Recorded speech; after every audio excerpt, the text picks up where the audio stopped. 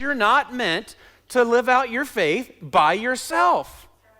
Guess what? When you go to heaven, you won't be alone. I just wrecked it for some of you. You're like, what? I want my own little house by the beach. No. You won't be by yourself because you're not meant to be alone. Bartimaeus started following Jesus, what? With everyone else who was following Jesus. Because he needed them. And you need them.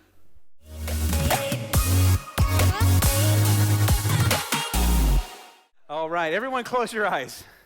Everyone close your eyes. Tight shut, no peeking. I can see you. Close your eyes, nice tight shut. Okay. Tight shut, no peeking. Close them for a second. What if this was your life? What if you couldn't see anything and all you saw was darkness? For the rest of your life, that's all you saw. For some of you, right now, that is what you see because you're in a dark place. You're in a dark circumstance. You're in a place where I don't know what to do. I don't know how to get past this. I don't know how to move forward. And you're asking these questions. You're like, this is a very difficult time. How do I get past this? Well, first is don't open your eyes for my entire message. Just kidding. You can open your eyes now. Today we're continuing our series, You Asked For It. Everybody say you asked for it. And we've been talking about different questions people ask and about the Bible, about God, about Christianity, about following the Lord, about life. What are some questions that people have and have been asking me over the years? Some of you have sent in questions. And I want to talk about one that's familiar to all of us, and that's this. What do I do when I don't know what to do? Anybody ever face that? What do I do when I don't know what to do? Anybody else face that? A few of us are like, no, I always know what to do. You do not. A bunch of liars in here. What do I do when I don't know what to do? All of us have faced circumstances. I don't know what my next step should be. I don't know how to deal with this problem. This difficulty is so big. It's like being in a valley that's so dark and all you see is a giant mountain in front of you. And that mountain is your problem. It's either your physical condition or an illness of someone else or a financial issue or a marriage issue or a life issue or a mental issue. We have a lot of issues, don't we? What do I do when I don't know what to do? Well, to help us learn the answer to that, we're going to look at a story about a guy who's known as blind Bartimaeus. Now, the truth is, he didn't stay blind forever, which you're going to find out in a minute. Just I gave away the story. Now you guys know what happens. Blind Bartimaeus, he has an encounter with Jesus, and we're going to pull out some principles, some spiritual principles for our life that'll help us deal with situations when we don't know what to do. I don't know what to do. I don't know how to deal with this. And so we're going to look in Mark chapter 10 and start in verse 46. And as we go through this, we're going to pull out a few things. Everyone say, I'm ready. Here we go. Then they came to Jericho as Jesus and his disciples, together with a large crowd, were leaving the city. A blind man, Bartimaeus, which means son of Timaeus, was sitting by the roadside begging. Anybody here ever seen a beggar before? Somebody, right? Not just a panhandler, but someone who's literally begging. Someone who's got a disability, who's maybe blind or losing a limb. If you're in another country, you see that quite a bit. He's actually begging. What do I do when I don't know what to do? And it's interesting. I just want to pull out something. First, I want to give a disclaimer. I know here that Bartimaeus is literally blind. He literally has a physical condition he cannot see. But I do believe that in this story we can pull out some spiritual principles that will help us with our literal issue. Okay? What do we do? Number one, you have to write this down. You need to identify what's keeping you from moving forward. You have to identify what's keeping you from moving forward. Pop quiz. What was Bartimaeus' big problem? He was blind. That's his issue. He's blind. What's your issue? You have to identify what is your problem and what is keeping you from moving forward so that you can deal with the issue. That's number one. What's the issue here? You guys follow me right now? Yeah. This should be common sense, but sometimes we get so wrapped up in the stuff, we forget let's first isolate the problem, okay? I actually read an article some years ago about this lady who had an operation, and then she got really sick afterwards. And they couldn't figure out what's wrong with her. So finally, they decided to take an x-ray of where she had an operation, and the doctor had left the scissors inside of her. They needed to identify the problem, okay? Some of you need to identify the problem. You've got, if you will, scissors sticking inside of you somewhere, and you got to figure out, okay, it's hurting over here, but you're looking over here. Like, what's over here? We got to figure out the problem. Bartimaeus' problem was he's blind. He can't see. Imagine if that was your life. Imagine if all you could see for your entire life was darkness. That would be pretty crazy, wouldn't it? And some people still have that problem. What are you going to do with it? I was out to dinner with my wife the other day because I'm a good husband. And so we walked into McDonald's. Just kidding, we weren't there. We were out to dinner, and I was holding the door for this man, and I wasn't paying too much attention, this man and this lady. And then there was another person, and I turned, and it was a lady, she was in a wheelchair. But not just a wheelchair, she was in one of those electric wheelchairs. She had to control it with her mouth. You've ever seen people that have that disability? And she had to control it with her mouth. And so she's going, and I'm holding the door for her, and she looks at me, and she's got the biggest smile, and she says, "Thank you, young man." And I was like, yes, I'm still young. And I was like, that's so amazing. It really spoke to my heart because this woman was dealing with major obstacles that I won't be able to understand. You guys don't understand what it's like to be blind because you're not blind. You don't understand what it's like to have to deal with those type of disabilities, those type of obstacles. We all have obstacles we deal with that other people don't understand.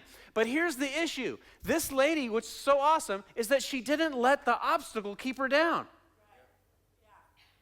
She could have still just played the victim and just been home and said, well, I'm never going to go out because this is a big obstacle. But she didn't. She had a good attitude. She had a heart. She was smiling. Isn't it amazing? Yeah. Identify what the problem is. Identify what the problem is so that you can start moving forward. The spiritual blindness oftentimes comes in our lives and makes it difficult for us to see. How many know that that's true?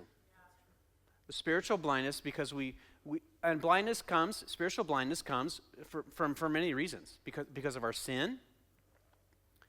This is the biggest problem. Because of our attitude. Because of our unforgiveness. Because of our hate. Because of whatever it is. And you get so wrapped up in the problem that you can't see your way forward.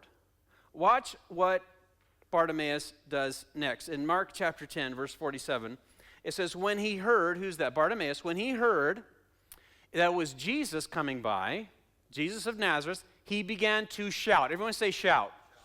Shout, Jesus, son of David, have mercy on me. I think this is a big point. He shouts, Jesus, son of David, have mercy on me. When I don't know what to do, I need to turn to Jesus because he always knows what to do. How many know that's true?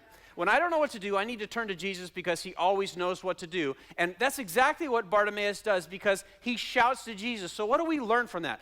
What do I do when I don't know what to do? You need to shout to Jesus for the answer.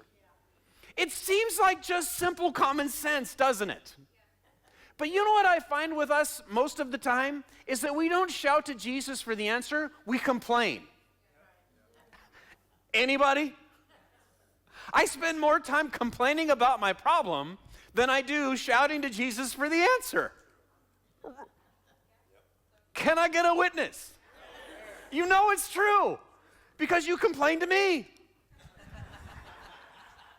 Pastor, you're not going to believe what's going on. And Bartimaeus he said, oh, I'm blind, what? He could have just boo-hooed and whoa and wailed and whimpered, but all of a sudden he hears something and he says, Jesus is coming to town. And he shouts to Jesus for mercy. He shouts to Jesus. Imagine for a second you're Bartimaeus, okay? And you're blind. Now, just to help you understand the cultural context, if you had a disability like that, and if you were stricken with blindness, you had some sort of disability, you were kind of considered an outcast, right? You were kind of considered unclean. In other words, a lot of people thought you were that way because God was punishing you. Because you did something so wrong, you're blind. And you're handicapped, or whatever it is that they had issues. This very kind of weird culture that they had. And so Bartimaeus is sitting there and he's begging, he's hoping anyone would give him something, and he hears this little rumor. Now, he's already heard about Jesus because Jesus was the single most famous person who had ever lived. People were following him by the masses. Word spread like wildfire, and that's before you could tweet it or post it. And Bartimaeus had heard about this guy named Jesus who was doing miracles. He's like, could it possibly be true? Could he really do those things? I don't know. And he probably thought in his heart, man, if I ever get the opportunity to meet Jesus, I'm going to put all my cards on the table. I'm all in. And so he hears that Jesus and the out of the city. And he could have been socially awkward. Well, I don't want to make a scene, and I don't know if I should say anything. He could have been like within himself and stuck in himself. But instead what he did is he said, I am not going to shut my mouth. And he begins to shout for Jesus, Jesus, Son of David, have mercy on me. I've got an issue that only you can solve. Isn't that amazing? And he begins to shout to Jesus for mercy. He hears about Jesus. He knows Jesus is coming. And he says, you know what, I'm not going to just complain about my problem. Oh, I'm blind. He's too far. No, he starts screaming. He says, Jesus, Son of David. Have you been shouting to Jesus? Or have you been spending your time just complaining? Psalms 18:6 says, in my distress I called to the Lord. Who? I called to the Lord. I cried to God for help. From his temple he heard my voice. My cry came before him into his ears. When you don't know what to do, you need to shout to Jesus. You need to call out to him. Now, we are deep in the throes of NFL season. Preseason games are going on right now. Some of you have been checking the stats while I'm preaching.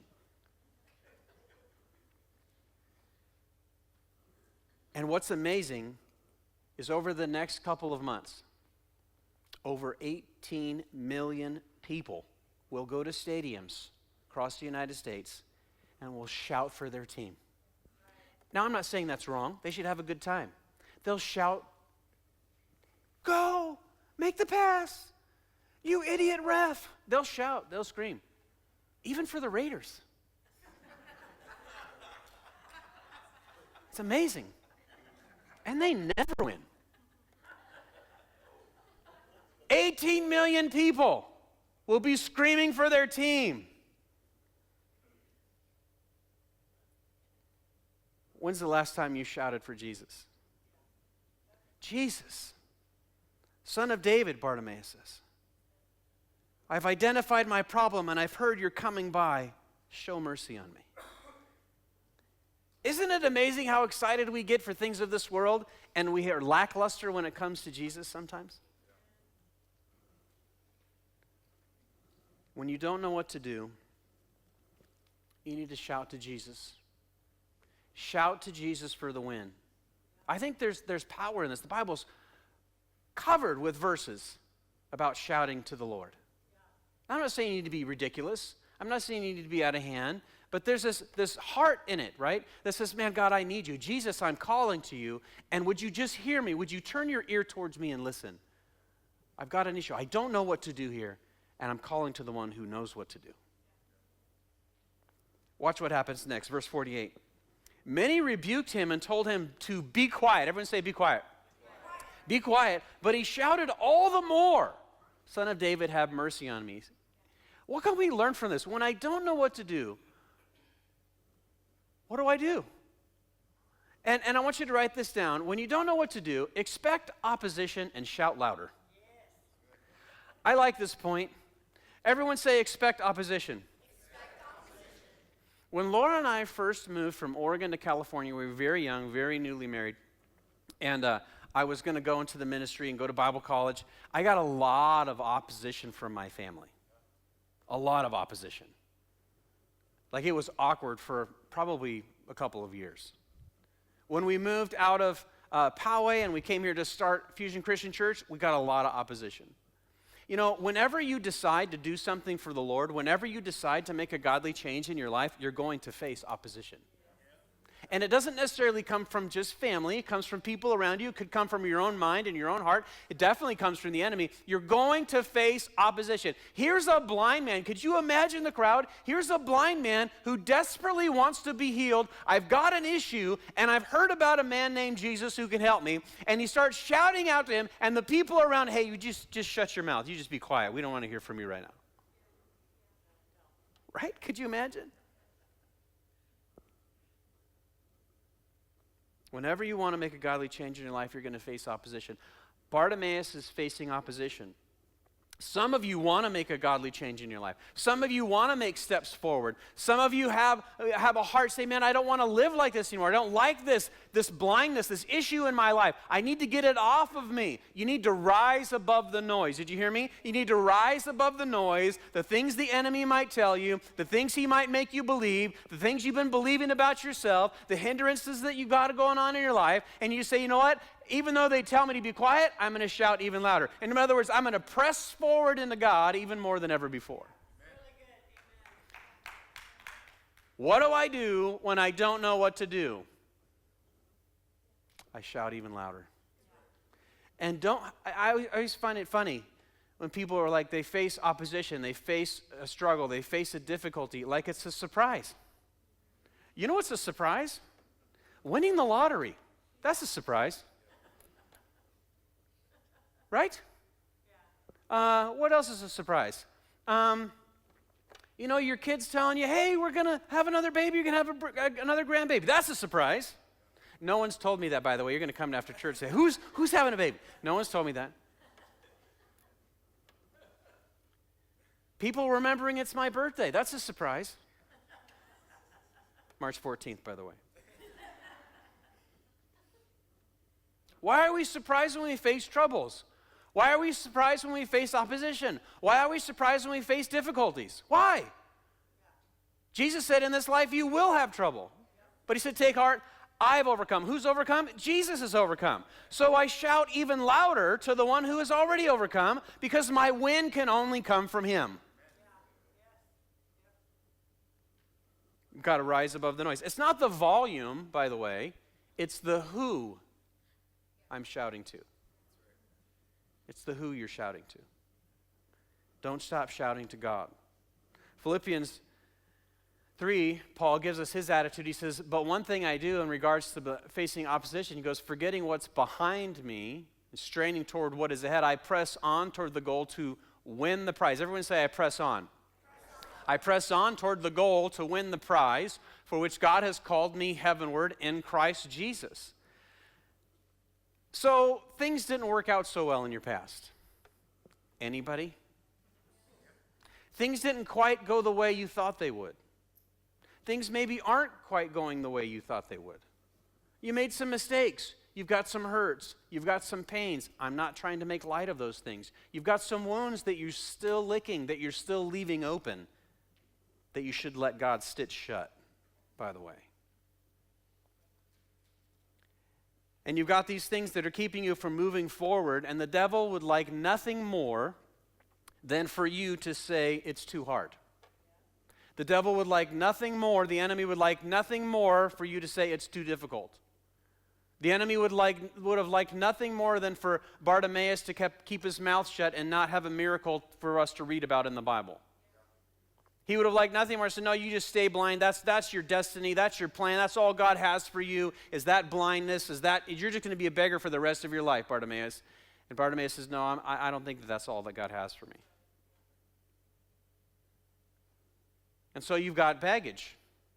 And you keep carrying that baggage your whole life. And you forget that the things that God has forgiven you of, the past is the past, and you can't do anything with it. All you can do is move forward. But you keep looking in the rearview mirror, reliving the thing all over again.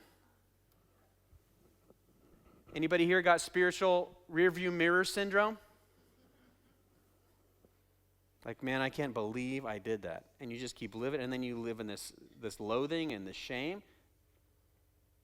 And we forget that when we've repented of it, when we've come to the Lord and asked for forgiveness, that He's washed us clean. Completely clean.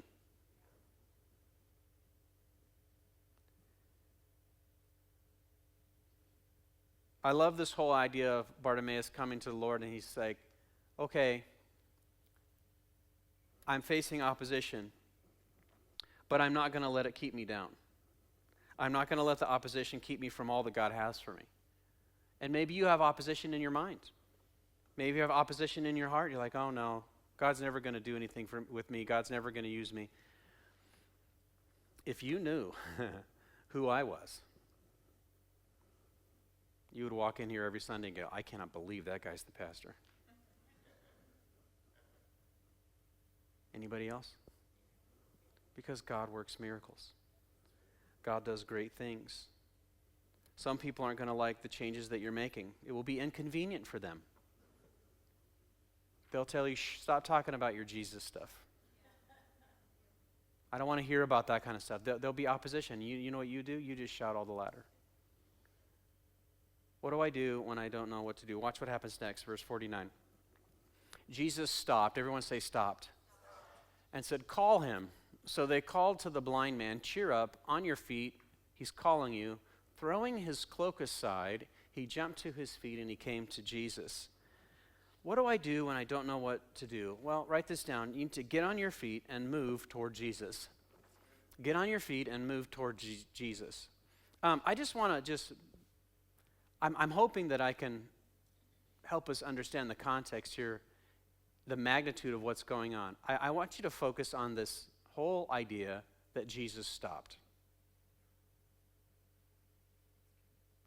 That Jesus stopped for one blind man. How amazing is that? Sometimes we read through the Bible and we forget the little things. Sometimes the little things are the most profound.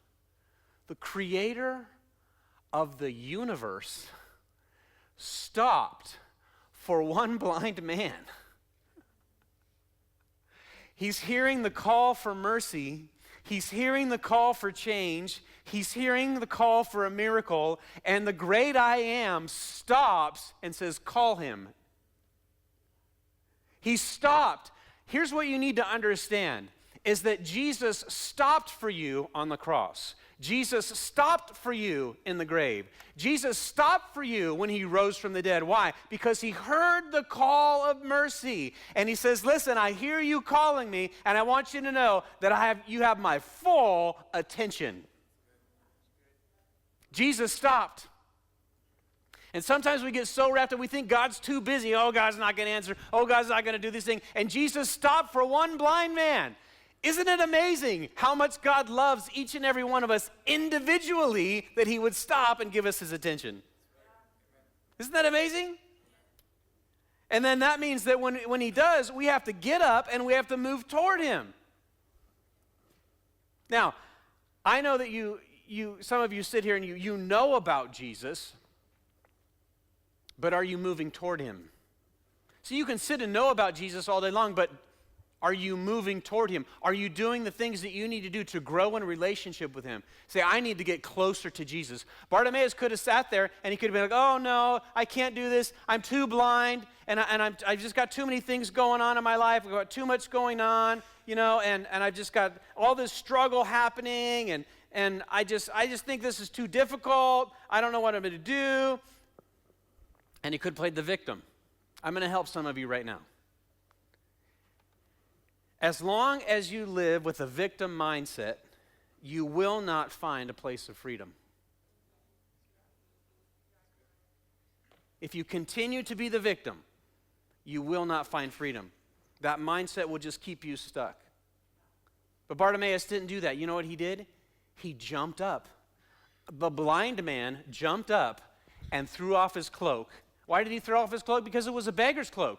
He's like, I'm not going to be this guy anymore. I don't want to be a beggar anymore. I don't want to be this person who's just sitting on the side of the highway blind and just asking people for money all the time. And so what he did is he threw off his cloak and he started walking towards Jesus, which is an example to all of us. When I'm stuck in the muck, what do? I can either play the victim or I can throw it off and start moving towards the great I am. What are you going to do? I think we need to start moving towards Jesus. We have to start moving towards Jesus. I'm not sitting here anymore, he said. And it wasn't self-help, by the way. It was Jesus' help. Notice the person he's turning toward. He was like, I'm going to do this on my own. No, he couldn't do it on his own. He needed Jesus. See, Jesus is the central figure for all of our issues. He's the one who can come and heal the blindness and heal the brokenness and take care of the need and begin to get light in the darkness. And so we turn toward him. It's not self-help, it's Jesus' help. I need Jesus. That's why he shouted to Jesus for mercy. What do I do when I don't know what to do? Look at the next part. He says, what do you want me to do for you? Jesus asked. The blind man said, Rabbi, I want to see. Go, said Jesus, your faith has healed you. What do you do when you don't know what to do? Give your problem to Jesus. He's the miracle worker. Give your problem to Jesus. He's the miracle worker. Everyone say the miracle worker. He's the miracle worker. He's the one who does miracles. Do you believe that God can still do miracles? Anybody? I think we say that sometimes, but we're like, I don't know. Probably not. Maybe that was just Bible times. That was kind of cool. But I don't really think he can really do miracles. I believe in a God who still does miracles. I believe he can still do miracles. Why? Because I believe that he has never lost his power. In the past few months, I have prayed for people who have had heart surgery, who have had shoulder issues, people who have wanted a baby, people who deal with marriage issues, people with financial troubles, people with brain tumors, people with all kinds of issues. Why? Because I believe in a God who still does miracles. I believe in a God who can still do it. Now, why do I pray for them? Not because I have any power, because I pray to him who does have the power. Bartimaeus had to move to the one who had the power, who could do the miracle, who could take the blindness off of his eyes. He says, Jesus, I just want to see. He didn't need to go to anybody else. He just went straight to the source. And he says, go, your faith has healed you. Psalm 77:14 says, you are the God who performs miracles. Everyone say miracles. You display your power among the peoples. I think it's high time that God's church, God's people, that's us, begin to really believe in a God who can do miracles. And we pray and we say, God, I'm believing that you can do this, and now I'm going to leave the results up to you. And that's all that Bartimaeus could do. He had to go to Jesus and leave the results to Jesus. And that's what we need to do in our life. We leave the results to Jesus. The last thing I want to point out is verse 52. What do you do when you don't know what to do? Immediately, it says in verse 52, he received his sight and followed Jesus along the road. This is a big deal. Immediately, he received his what? Sight. Who was the first person he saw? Jesus. Isn't that amazing? He received his sight and followed Jesus along the road. There's a lot I can say about this last part of the verse. But if you don't know what to do, here's what you should do. You should follow Jesus. It's just that plain and simple. You should follow Jesus. Not following somebody's ideas, not following somebody's, plan. I know people who, I follow this social media pastor and this guy and this counselor. And here's who you should follow. You need to follow Jesus. That's the person we follow. And when Bartimaeus got his sight, when he began to see, the first time he could see, he sees Jesus, and what do? He follows Jesus. Oftentimes when God does a miracle in our life, it's not uncommon for people to forget about God. The Israelites did that. God did amazing miracles and brought them out of Egypt, and then they forgot about him. Don't let that be you. And here's the other thing that's interesting about Bartimaeus following Jesus is he doesn't follow Jesus alone. He actually followed Jesus with a community of people that were following Jesus too. You're not meant to live your faith out by yourself. You're meant to do it in community. You're meant to follow Jesus in community. And some of you have been fighting against community. I'm just going to be really honest with you. You come in late and you leave early. You don't get into small groups. You're not plugging in. You're just like, well, I'm too busy for that. Listen, this is why some of the struggles that you're having in your life, you're having. Why? Because you're not meant to live out your faith by yourself. Guess what? When you go to heaven, you won't be alone. I just wrecked it for some of you. You're like, what? I want my own little house by the beach. No. You won't be by yourself because you're not meant to be alone. Bartimaeus started following Jesus, what? With everyone else who was following Jesus. Because he needed them. And you need them. You need God's people. Stop living out your faith alone. You're not that cool.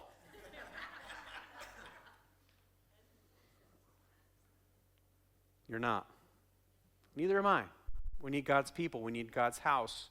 We need to connect. Follow Jesus.